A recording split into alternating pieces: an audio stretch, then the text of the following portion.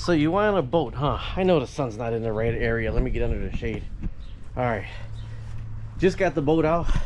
Impeller change, lower gear unit change, oil change, everything for the season. $435. Right now, this is the canvas. When you're buying a boat, everything is extra. This is like $1,500 extra, $2,000 extra. Okay? You're gonna have to treat it. Starbright waterproofing. Starbright waterproofing. I was wondering why it was so much cheaper than when I originally bought it. This is only like 64 ounces, 1.89 liters, but this is very caustic. So my wife said, put it down now, because last time it was hot sun and it was like smoking on this. But right here, you see it's kind of fading. That's where kind of water puddles up right there. But I think we could get this go another 2 years. Another reason why you want this on there is not only when it rains at the marina, the water does bead up and roll right off of it. Majority of the time the water just beads up and rolls right off of it, but this has UV protectant, and the UV will crisp anything that is left in the sun constantly. Now if this was not treated every year for the past 3 years, we would already need a new one. But since we use this Starbright, the UV, the waterproofer and the UV protection, outdoor clothing, tents, boat tops, boat covers, waterproofs, canvas, acrylic, and leather, waterproofing, PTFE, and this is for UV rays, additional barrier to moisture and damaging UV rays. So there's no sprayer on this, so I just use a Roundup sprayer. I pour this whole thing in here and I treat that. Not only do I treat that, we don't use it much often. You can't even see it in here. It's all black anyways, but there's the Bimini top. The boot and the Bimini top is what we also treat, because anything that's left in the sun is going to fade, is going to tear. Canvas is notorious for tearing if it's dried out, and this protects that. Let me get this ready.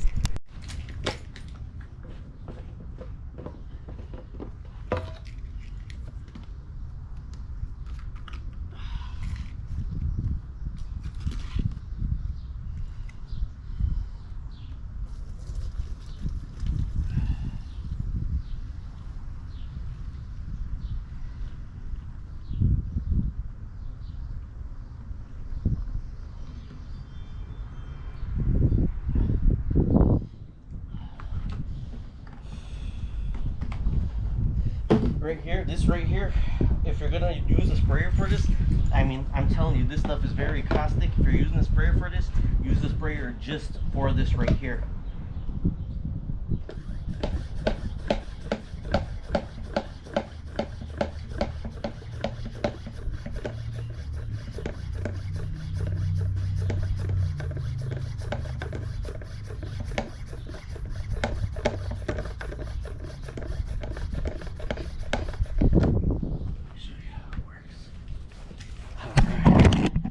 And then right here, and it got the nozzle, cone, stream, and fan. All you do is you treat the whole thing and get it down low, and it looks like it's saturating it. But since I'm about half gallon, I got to go pretty fast because, and like I said, this stuff is really caustic. So it smells really bad, but you physically see the waterproofing work. When it's raining, if the boat's sitting anywhere, you see it beating up, rolling off. And like I said, if this right here wasn't UV protected 3 years in the sun, this would have been burnt toast. This would have been a crisp. It smells like, you could look up, this is Starbright waterproofing. You could look up the what it contains, but it smells like kerosene. That's the word I was looking for. It smells like kerosene. When you put it on, that's what it actually smells like, kerosene. But this is one part of cost of doing business. The bottom of the boat I have to wax. Griot scratch for this part of it, Griot scratch, spray wax for up here.